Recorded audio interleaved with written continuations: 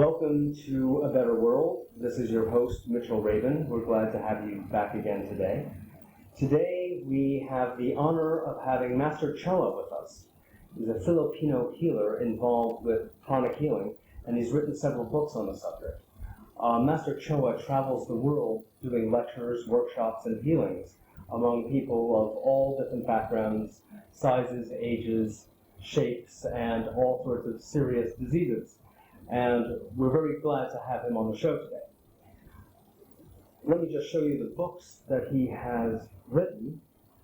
This is Pranic Healing, which I'm sure you have seen at East West Bookstore and probably Samuel Weiser's. The other one is Pranic Psychotherapy. So obviously, Pranic Healing extends into the mental realm. And after you have mastered those, you can move into Advanced Pranic Healing, which is going to be one of the subjects that Master Choa speaks with us about today. So, on that note, I'd like to welcome you to the show, Master Choa. Thank you, Mr. Vincent. Absolutely. Pleasure to have you. First of all, you're Filipino by birth. Yes. And do you still live in the Philippines? Yes. Yeah. How is it that, of all things, this kind of specialized form of healing? Well, I think it would be how did I get involved with healing? Okay. When I was young, I had a natural inclination towards medicine and healing. So at a very young age, I time with healers, with spiritual teachers. So by in with them for many years, and by studying and by experimenting, I gradually learned a little about. Then through experimentation with subjects, I realized that you don't really have to be earth in order to heal. As a matter of fact, heal.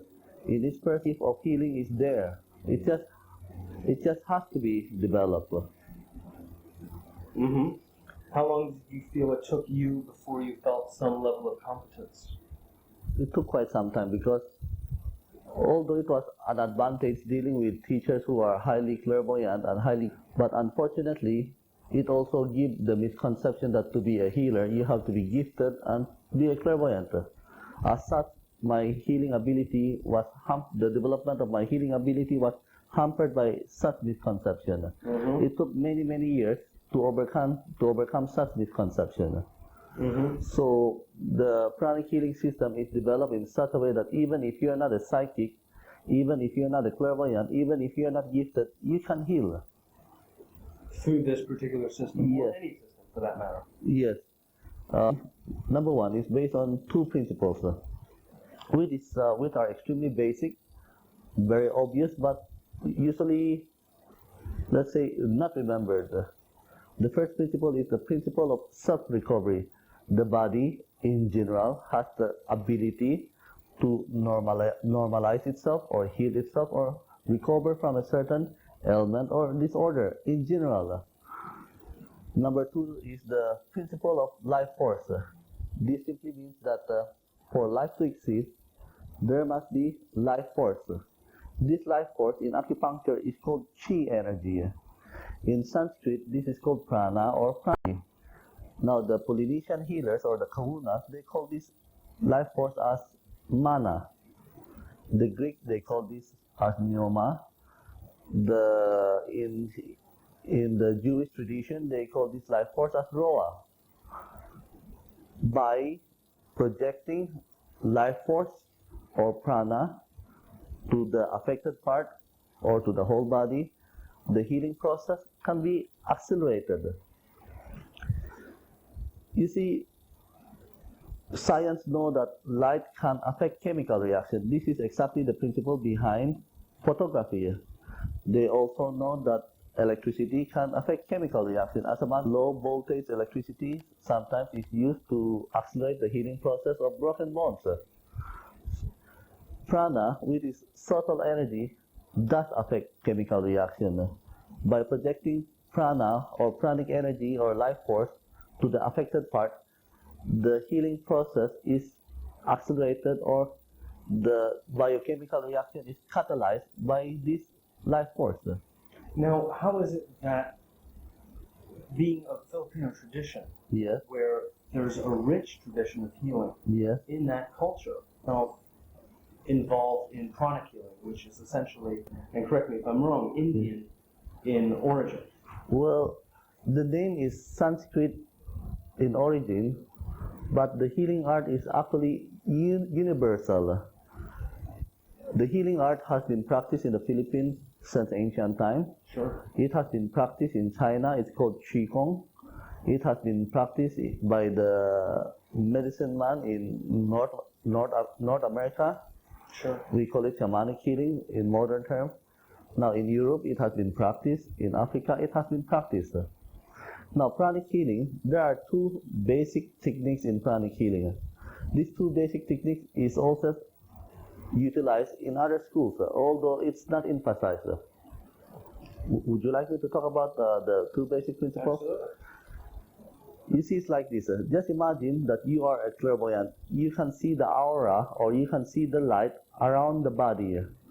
When you look at healthy people, you notice that the aura or the light around the human body is relatively bright and clean. With some sick people, you notice that there are some grayish area or grayish light around the matter. Being a clairvoyant, what would you instinctively do? If you see a piece of paper on the floor, what would an ordinary person instinctively do? Pick it up, throw it to the waste can, right? So just imagine you're a clairvoyant, you see, there's some grayness on the throat. Instinctively, the clairvoyant would say, why don't we try touching this gray area, see whether we can remove the gray light or the disease energy or the dirty energy. Through experimentation, the clairvoyant realized that, if I touch this gray light, the gray light would come out with my hand. Mm-hmm. So that is what we call cleansing. Cleansing, which means the removal of the disease energy or the dirty energy. Now, how did the dirty energy get there in the first place? The dirty energy, that's a good point. Disease energy or disease could be caused by external factor. External factor would be germs, improper diet, lack of exercise, improper breathing. Internal factor could be emotional in nature, itchy in nature, or from contamination. Water quality? Yes. Yes, definitely. Poor air, I think it would be more exact to say polluted air or dirty air, and polluted water, definitely they play an important factor, and sometimes karmic factor. So by removing this dirty energy just by the act of sweeping, the patient will be substantially relieved. The one question that you should ask is, why is it just by removing this grayish energy, the patient will be relieved? Assuming that the patient is relatively healthy, there is life force all over. The moment this dirty energy or this gray light is removed from the affected part, fresh energy, healthy chi energy or prana from other parts of the body will go to the affected part and normalizing that affected part. This is also the principle behind acupuncture. In acupuncture, the basis is that this person still has chi energy. The person still has life force. So by manipulating the life force in different parts of the body and redirected part, the healing process can be accelerated. Mm-hmm. Yes. Now, what is it in the hand of the healer that is removing the gray substance from the aura? What allows that to take place? It's one thing to see gray, it's another thing to be able to remove it Yes. through the movement of a hand. Yes. The removing of the disease energy does not require exceptional talent. Even ordinary people can do it. Just by sense, the energy can be transferred, good energy can be transferred, disease energy can also be transferred.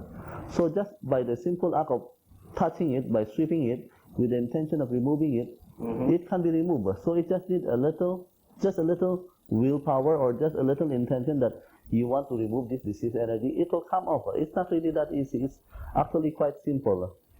So intention and will yes, combined. yes, mind intent.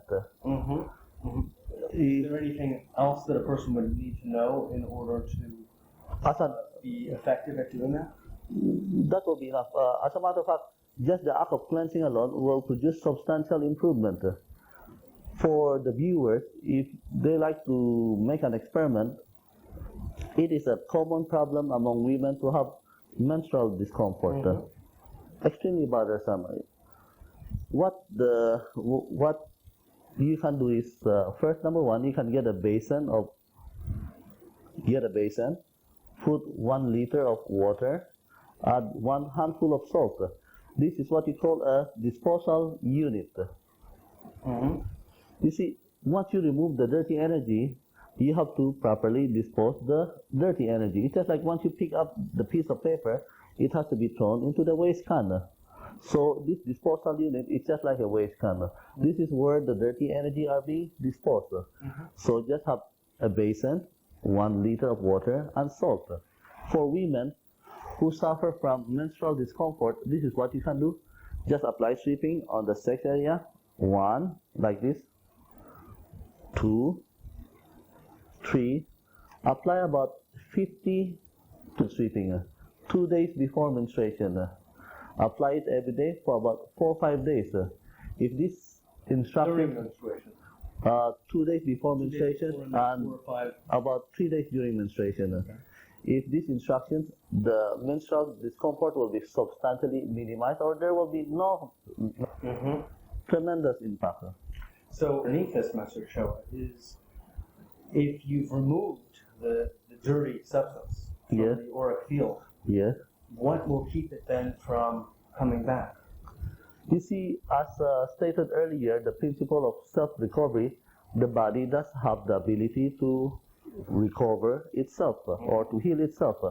So when you remove the disease energy, if this is just a common ailment, a minor disorder or a minor ailment, the inflow of fresh prana or chi energy to the affected part will cause relief or will cause healing process to take place. Sure. Yes. Well, many healing traditions have as part of it this idea that there's a kind of a belief system or a mental pattern, mental/emotional pattern that has helped to maintain a vibratory rate in or around the body That I that think can maintain disease. that I think we can discuss later because it will complicate the subject. Yeah, although that is an extremely important factor to be considered. Okay, okay. So that is the first principle, cleansing. Cleansing can also be applied with mothers on children. Like for example, it's very common for children to have abdominal pain, minor abdominal pain. What mothers can do is they can just apply sweeping on the affected part about 50, 100 times. In most cases, maybe 80% or more, the pain will be substantially relieved or completely gone if they apply about 50 to 100 sweeping. Now, what is the direction of the sweeping? Does it matter if it's clockwise or counterclockwise or What they can do is they can just sweep it down. down? Okay. Yes. So that is the first technique, which is cleansing. Now, amazingly, the shamanic healers or the medicine man of North America also do cleansing. They do cleansing by using a feather, a nice feather. What they do is they just strip the affected part and throw the dirty energy to a piece of meat or to a certain substance. And the sweeping may be applied for several hundred times if the ailment is really bad. Now, for more direct approach, which I would not recommend, is that some shamanic healer would even suck the dirty energy through the mouth, then dry vomit it out. That is also all right, but except that if it is done not properly, then the healer could get severely contaminated if the healer accidentally swallowed the disease energy, which could be quite serious. So you don't promote that? Well, for people who are well-trained, then it is perfectly all right. But for people who are not well-trained, then it may possess certain risks. Now, the second principle is what you call energizing or giving prana. In ancient China, to learn how to project chi energy requires many months, if not many years of practice with in the case of pranic healing, we have developed technologies that simplify and make easy the science and art of projecting pranic energy or chi energy. Number one is this is based on the concept that the air contains prana. That is why in yoga they have pranayama or breathing exercises. So this implies that in breathing exercises, the yogi not only inhale the air, but is actually inhaling prana or life force. That is why in Hebrew, prana is called roa, which is actually means the breath of life. So by doing certain breathing technique, you can easily draw in tremendous amount of pranic energy and give it to the patient. So there is tremendous amount of life force in the air. By using simple breathing technique, the healer can draw in or life force to his system and give it out to the patient. So in other words, the healer is nothing more than a channel to a certain extent. Simplifying the explanation, the healer is a channel for this healing energy or this life force which is pervasive around us.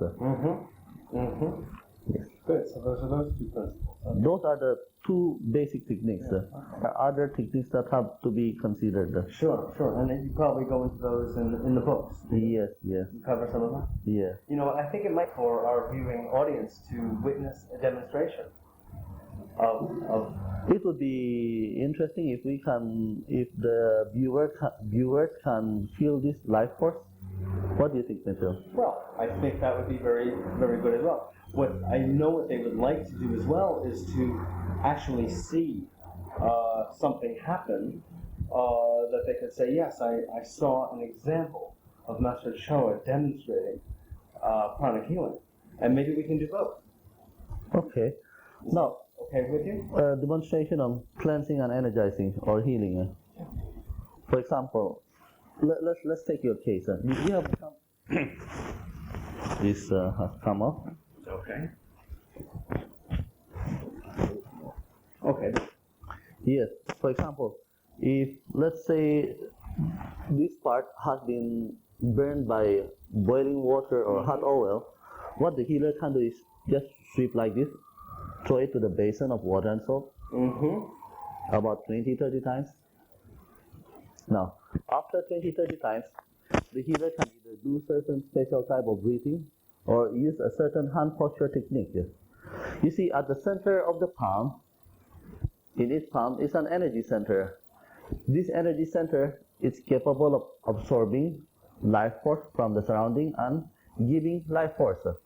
So we concentrate on one hand, just simply concentrate.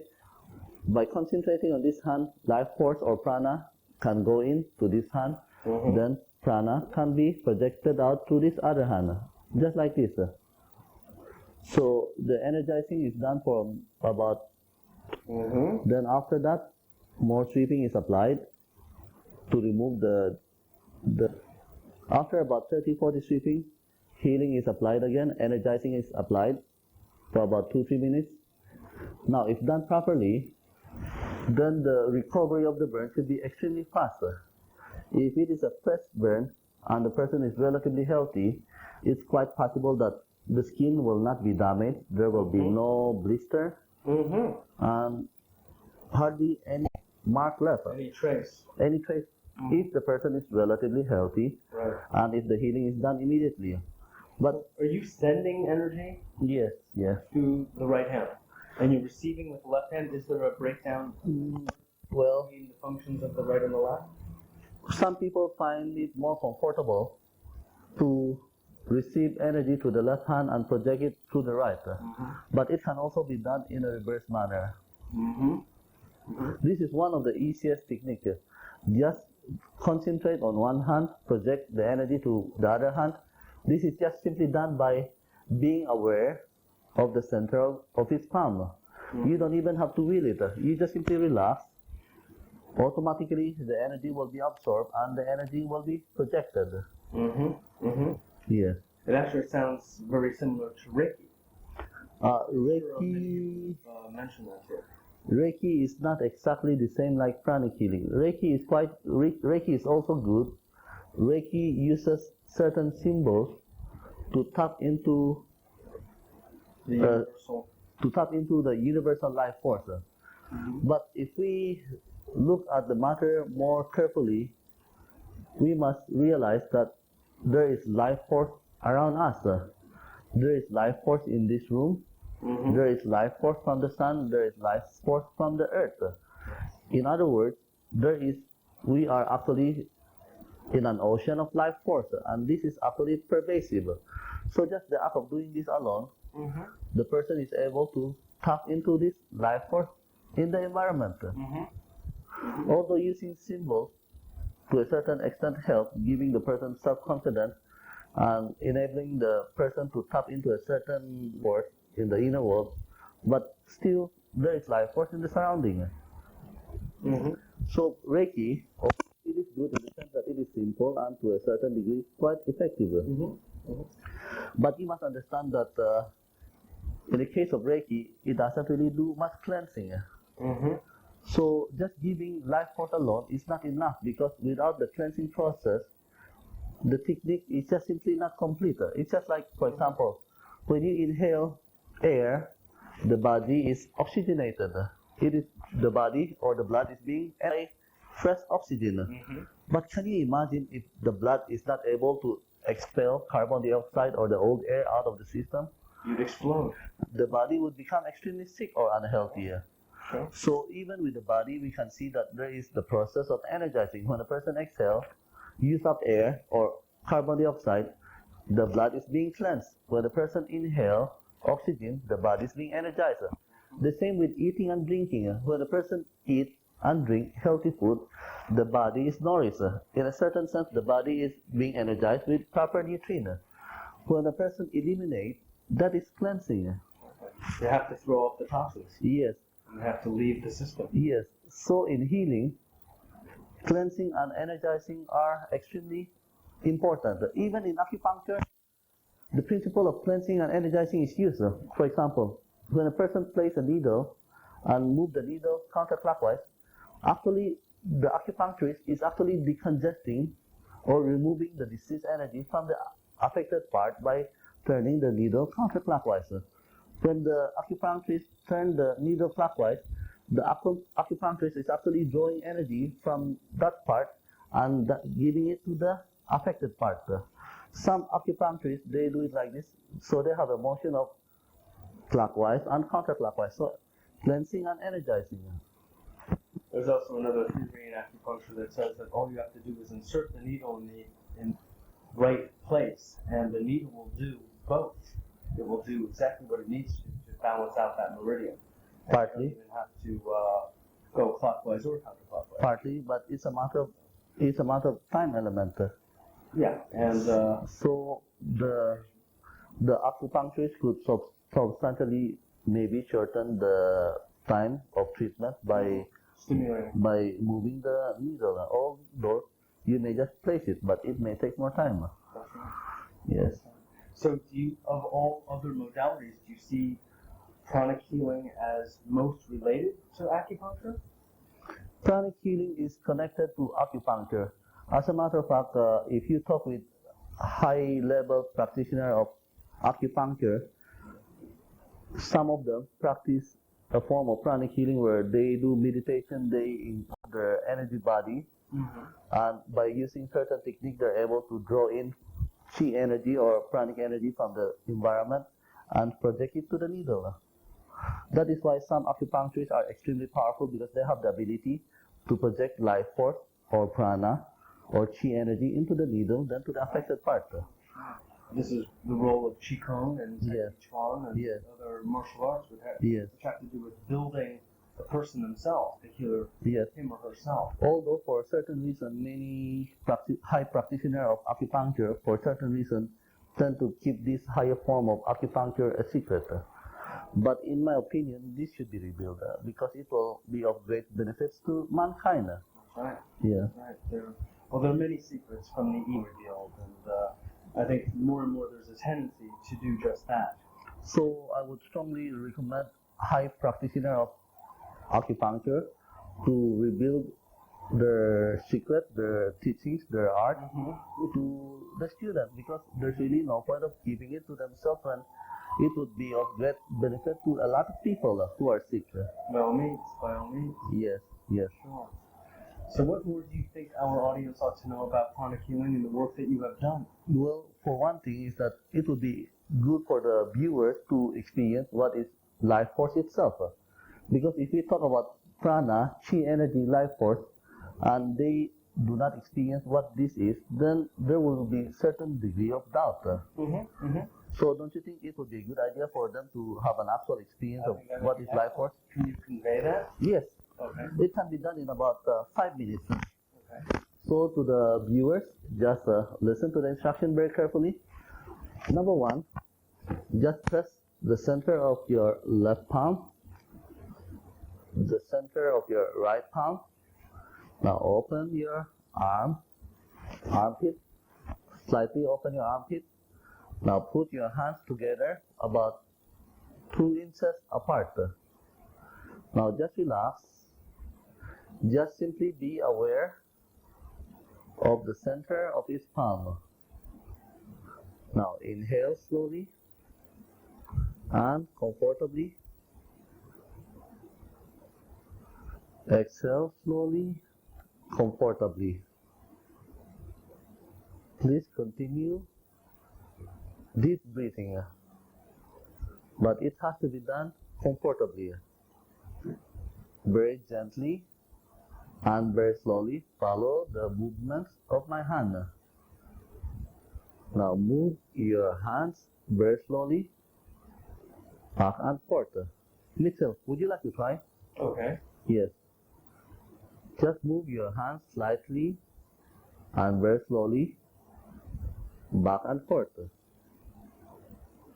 Now you do this for about 5 minutes. Please do inhale slowly and comfortably, and exhale slowly and comfortably. Do not over concentrate, just be aware. Please also smile.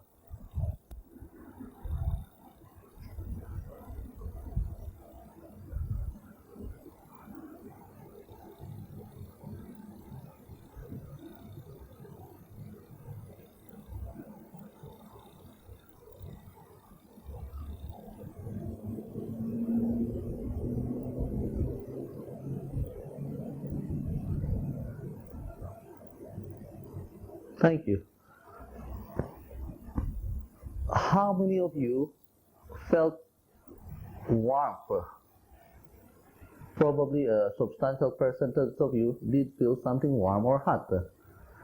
Another possible feeling that you may feel is a feeling of pressure, an energy pulsation, an energy field. Some of you may feel that there is something or an energy field between your palms, and that there is pressure. What you are feeling is what we call prana or pranic energy, chi energy, or life force. For some of you who are even more sensitive and maybe even stronger or healthier and more sensitive, you may feel mild electrical sensation, not really electrical, but something similar to that. Some sort of mild electricity. Kind of a tingling sensation. A tingling sensation. This is life force. This is prana. This is chi energy. Excellent. Thank you, Master Choa. That was wonderful. It's great. You're welcome. It's great. Yes. And they can practice too. Yes. When we're not watching. Yes. What are the kinds of ailments that you have found pranic healing has been most responsive to? That's a very good question. Pranic healing is extremely effective for everyday ailments or disorder. Like, for example, it is extremely effective for headache, which is very, very common. With proper pranic treatment, headache can be relieved within less than 30 minutes. Another simple ailment that can easily be treated by pranic healing is abdominal pain or loose bowel movement, which can easily be relieved in less than 20 minutes or maybe 30 minutes. Now, what if the problem is chronic? If someone has been suffering from the problem for a couple of years, 5, 10 years, Chronic digestive disorders. chronic ailments can also be treated, but it may require a more proficient healer or a competent pranic healer or a certified pranic healer. Yes. Now, what's been your experience in people being able to deal with, resolve chronic problems? Pranic healing in many instances, if not in most cases, is extremely effective with chronic ailments. For example, people with migraine headaches that have been bothering them for so many years. I mean, to have this kind of ailment is just simply terrible.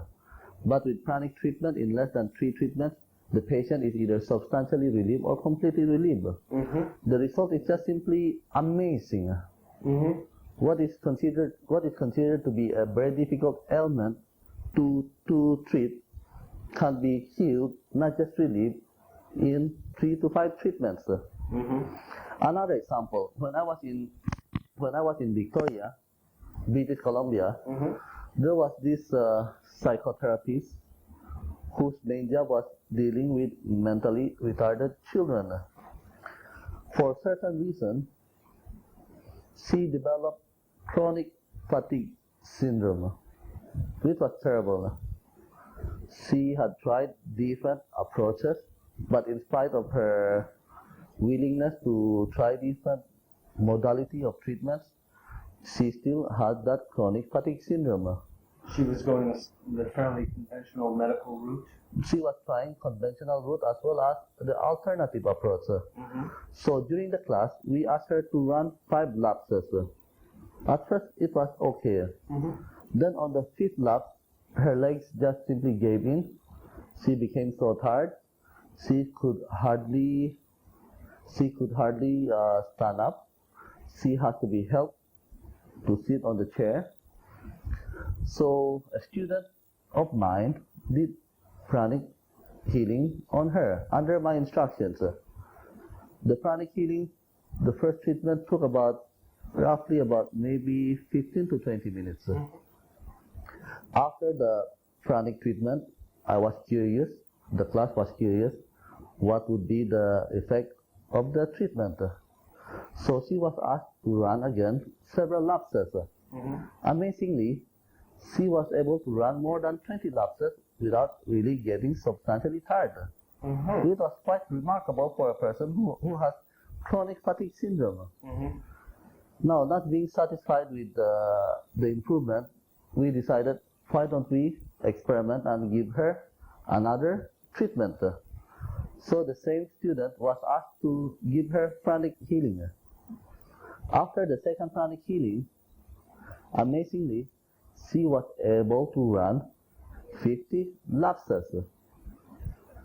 Quite remarkable. Extremely. You should be working with the Olympic teams if you're getting that kind of results. Not a bad idea.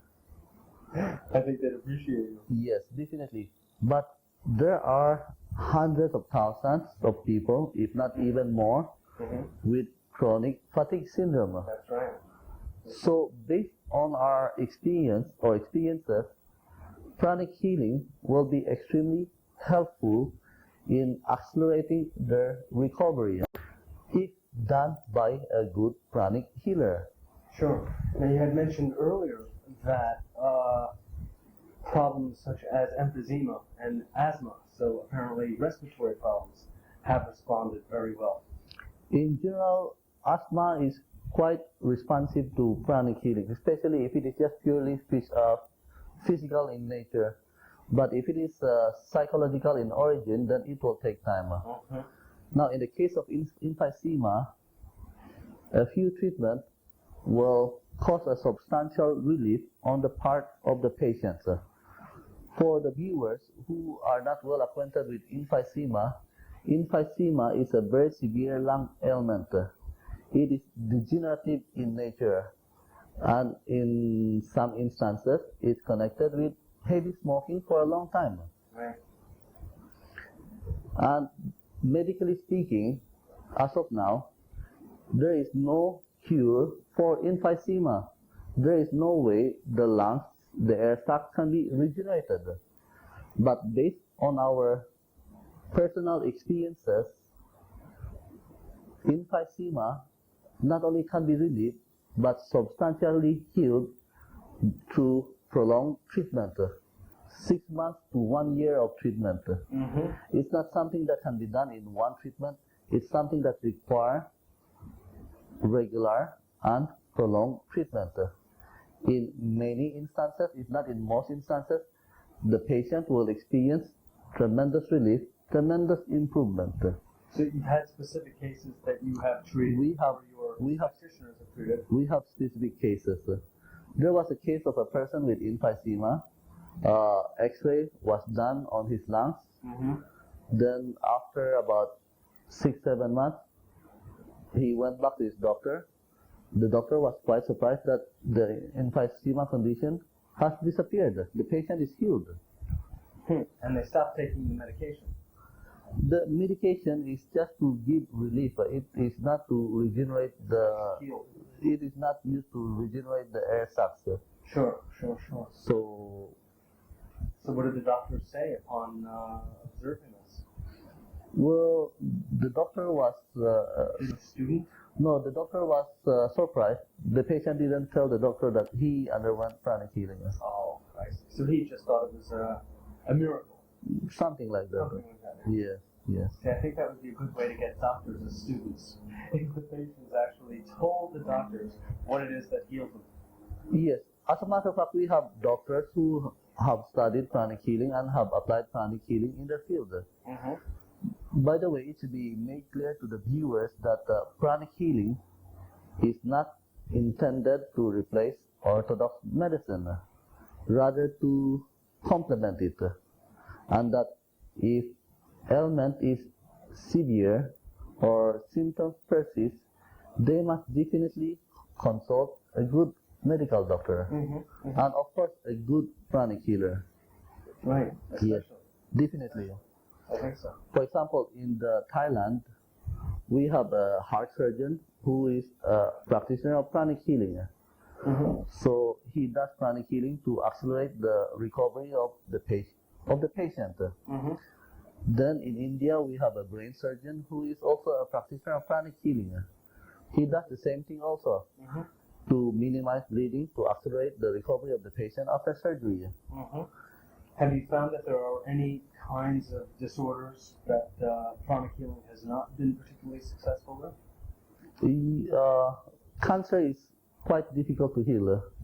In the case of cancer, sometimes, although in most cases, the patient is relieved, the strength is substantially improved, the appetite is improved, but sometimes the patients, they do get well, sometimes they do not get well.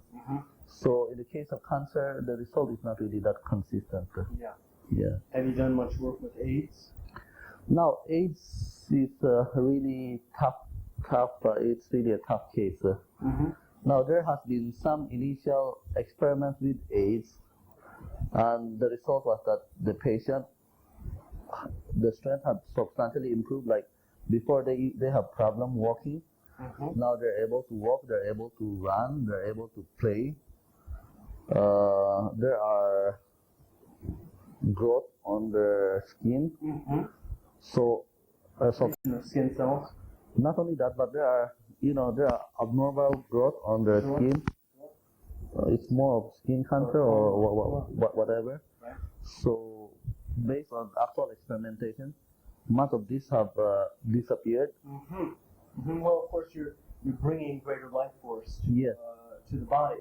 But in the case of AIDS, this is really a tough case because this really requires the full cooperation of the patient. Number one, the patient has to eat clean food, preferably become vegetarian.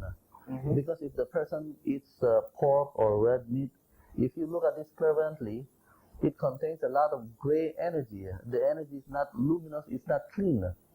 At least based on the clairvoyant observation of many clairvoyants, that meat in general is rather dirty. So in the case of AIDS patient, the body is already very, very gray. So the aura is gray, the body is filled with dirty energy. So if they eat dirty food, it's not going to help. It's going to make the healing process more difficult. So nutrition is a significant part of Extremely important. Extremely important. We would recommend the patient to have proper, clean, nutritious food. So that is one important factor to be considered. Then another factor is the lifestyle. So proper hygiene has to be practiced. Yes. Many of these AIDS patients, they interact with their partner who are HIV positive. So I was thinking, what's the point of healing them if they are regularly being recontaminated with this virus? Well, there are many misunderstandings about the nature of what it is to be HIV positive. And That is a true. lot of medical research has actually shown That is true. there's but a passing relationship, a passing acquaintance between being HIV positive and full-blown AIDS. Full-blown AIDS is even very just minimally medically defined as well. It seems more to be a business than anything else. There is really no doubt that this matter would require more research and more study. By all means. Yes. By all means. Is there or are there a few stories of pranic healing working with people who are really, let's say, very ill or were great doubters of such things as hands-on healing that just have astounded you, Master Choa, and have just made you all the happier that you're doing what you're doing? You see, pranic healing requires the full cooperation of the patient. It's not something that can be imposed on the patient. The patient has to be receptive. If the person doesn't substantially believe pranic healing or is antagonistic to the healer, there's a strong tendency that the life force given to the patient will be rejected. It will just simply bounce back to the healer. So healing would be rather difficult. Yes. But have there been experience, certainly over the number of years that you've been doing this? How many years have you been doing this? Quite some time. Quite some time. Many years. More than 2. Many years. Okay, fine. Many years. I wasn't asking your age, but you've been through these years observing, no doubt, many instances of people having, what would commonly be considered miraculous recoveries. Are there a couple of those that you would like to share with our audience that have just astounded even you? But you must understand that these miraculous healing are not really the standard healing. Right. So that would give the viewers an unrealistic expectation that such type of healing would also be expected in the general public. That is not so. There are cases where the healing is rather miraculous and rather fast, but these are few cases. These are the exceptions. Yes, Right. but in general, healings require, severe ailments require about 2 to 3 months of treatment, not just one treatment. Oh, I understand. I didn't mean to suggest that it would only be one treatment, but let's say that you had, no doubt, you have had patients. Like had intractable, irreversible diseases. Like I have a student in California. He did pranic healing on cancer patient. The cancer has supposedly spread already in a few treatments. There was no trace of the cancer cells. But this is not the general pattern. These are a few cases. There are cases where patients have been given many treatments, still they did not recover. Oh, sure. That is why I said that in the case of cancer patients, the result is sometimes good, sometimes not exactly very good. No, I appreciate your prudence. I'm not trying to skew the results or be sensational. But, in our life's work, we look to have excitement and enthusiasm for what we do. And one of the things that keeps us going in what we're doing is success. Okay, like the case of somebody with lower back problem, herniated disc. There are many cases of patients being healed in just a matter of few treatments. Amazingly. That's it. So Yeah. you're saying in the case of a herniated disc, which is often something that's misdiagnosed anyway, but even in that case, have they been able to avoid surgery? Yes. And pranic healing is extremely effective with most arthritic cases. Patients are usually relieved in one treatment or in several treatments, and after two to 3 months of treatment, they have been able to function quite extremely well, with almost no sign of arthritis. Wow. Yes. In most cases. In most cases. Not in a few cases, in most cases. Right. Okay. So whereas with cancer, it's more the exception. With arthritis, it's more the general rule. With cancer cases, most patients will be partially relieved or completely relieved. In most cases, or in many cases, their health will improve tremendously. Now, in some cases, they would even get well. Excellent. Now, you had mentioned earlier something before the show, actually, about bone healing. Yes. Is this another area in which pranic healing has proved itself? Pranic healing is extremely effective for healing of broken bones, even with old people. One of the problems facing with older people is that if they have broken bones, sometimes the bones do not really heal. So with pranic healing, it has been shown that by proper treatment, the healing process is accelerated. Not only do the bones get healed, but the healing process is also much faster. Well, extremely faster. And I think maybe you could see that very more clearly with older people because you're introducing so much life force into their system. Like, tend to degenerate a little bit. We have a case of a nun who is quite old. She fell, her hip was broken, surgery was done, healing was done. After the surgery, there was minimal pain or no pain, and she recovered within a very short time. She's able to walk. It is rather amazing. That's wonderfully gratifying. I know, having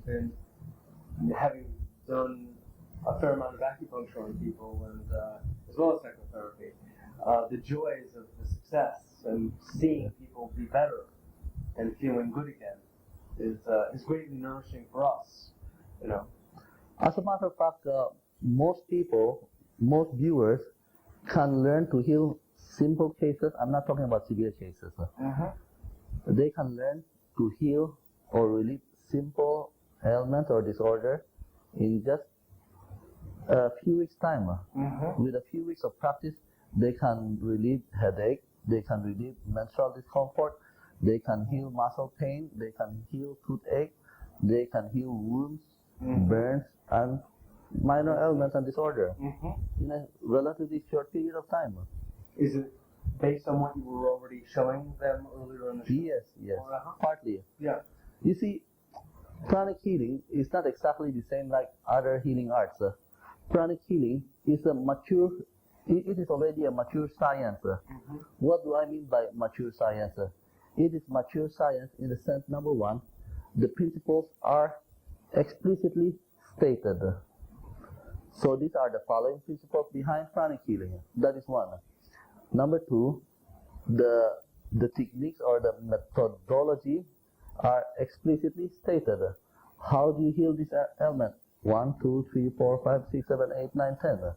Number three, the result can be repeated. So for example, if the healer follow the procedure, healer should be able to reproduce the result 80 to 90% of the time. A competent healer. So it is a science in the sense that the result can be reproduced. It is a science in the sense that the step for healing is specified. This is how it should be done for this ailment. It is a science, and not only that, but it is already a matured science. Yes, right. Now, has this been a science that has been around for hundreds, if not thousands of years, that you have added to, varied, or consolidated? I think What's your role in that tradition? I think it would be better to say that this art has existed for thousands and thousands of years. Now, whether they existed in scientific form, that is another matter. There is no doubt that the medicine man of North America can heal, the healers in the Philippines can heal, that the healers in India can heal, the healers in China can heal. But so far, in my opinion, I could be mistaken, but in my opinion, it is only in pranic healing that the principles are explicitly stated. All the principles, or most of the principles, are explicitly stated, and the techniques are explicitly stated. These are the following important techniques in pranic healing. These are the techniques that you have to learn. So in other words, anyone can learn it. Well, almost anyone. Almost anyone. And also, the energy system of the body is clearly discussed. For example, we know that there are certain energy centers or chakras in the body, in and on the body. Now, certain energy centers or chakras control and energizes certain parts of the body. It's just, a chakra, it's just like a power plant. A power plant supply energy to certain area or areas. Likewise, the body has energy centers that are similar to power plants. They supply life force or pranic energy to certain area or areas of the body or certain organs. So if you know exactly what organs are being supplied by what energy center, then you can accelerate the healing process. Absolutely. Yes. So when you train people to be pranic healers, you are teaching them about the chakra system, about the meridian system from the Chinese or the Tibetans, but you are teaching them the chakra system Yes. as it comes to us essentially from the Indians. The Chinese, they also have the chakral system. The Tibetan, they also have chakral system, depending on the teacher. Although the meridian system just happen to be more popular, but for high practitioner of esoteric sciences, they are well acquainted with the chakral system. As a matter of fact, the Chinese system, the Chinese chakral system is more complete and quite elaborate. Yes. More than the Indians. I wouldn't say exactly more than the Indians, although in the Indian system, it is generally known that there are 7 chakras only. But if a person study the other ancient books, they will find out that these other ancient Indian Sanskrit books discuss not only 7, but more than 20 or more than 30 chakras. So what is known to ordinary yogis is only 7 chakras, but to the more scholarly yogis, they know other chakras. Sure. Now, same with the Qigong system or same with the acupuncture system. There are many important acupuncture points on the front meridian and on the back meridian. These important acupuncture points correspond to the chakras. So I would say that the Chinese system, the Taoist system, is quite thorough. And sure, they even call it in some cases Taoist yoga. Yes. It's not just Taoist meditation, but yoga. Yes. So, yeah. So do you go around the world teaching this pranic healing? Yes. I go to India before to teach pranic healing, to spread pranic healing in India. But right now I have many students who are teaching instead of me. I see. Yes. Then I go to Europe to teach. Now, pranic healing to a certain extent is being taught in Europe by students of mine. Yours, Yes. Same with other Asian countries and same with United States. Yes. So do you feel that just to come back to that question that I had asked before, Yes. This is a science that is This is an art that is ancient, but its science form is rather new. Okay, I see. And you particularly be involved in bringing forth the scientific character of it? Let's say what I did was what we can say is that the ancient art of healing has been demystified. That is one. Number 2, its mythical aspect has been removed. Its mythical aspect. Medical aspect? Mythical. Oh, mythical. Oh, I'm yes. Right. Okay. Has been removed.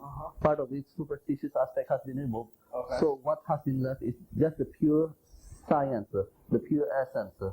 So what has been done is to synthesize the different healing arts into its present scientific form. Okay. Now, has there been any scientific research specifically on the work that you've done? Or have you authorized any of that, or have you? Right now, just in the process, newly, there's a doctor in Canada that is trying to understand how pranic healing works. As far as he is concerned, there is no doubt that pranic healing works, but what is the mechanism behind it? So tests are going on. Excellent. Then in India, they're going to do a test on pranic healing using Kirlian photography. So normally, Kirlian photography can take only pictures of small objects. Now, with a sophisticated type of Kirlian photography, they can take pictures of large part of the body. So Maybe be able to really monitor the shifts that take place in the fields through the influence of a pranic healer. Yes, so maybe by early August, Yes. experiments will be done on this area. But it would be good if doctors can do researches in this field. Absolutely. Yes. I agree completely. I'd like, seeing as we're beginning to run out of time here, to share with the audience just a phone number of a contact person here in New York where you could gather more information on workshops, lectures, and even find out about healing sessions. There are, in fact, a couple of things taking place upcoming, and I'd like to share this with you. Yes, a good idea. Tune in to your actual specific work. There's a basic pranic healing workshop taking place in Ridgefield, Connecticut, a beautiful place that I know well, August 8th, 9th, and 10th. There's another one taking place in Fort Lauderdale, August 13th and 14th, and another one taking place right here in New York City, August 20th and 21st. In order to find out about these, contact Barbara Hugo at 212-769-8721. I'll say that again. 769-8721. Ask for Barbara Hugo, and she will give you the information that you need. So I want to thank you, Master Choa, very much for being my guest on the show. A pleasure. Absolutely. It's a pleasure to meet you. And this is Mitchell Rabin for A Better World. Thanks for joining us.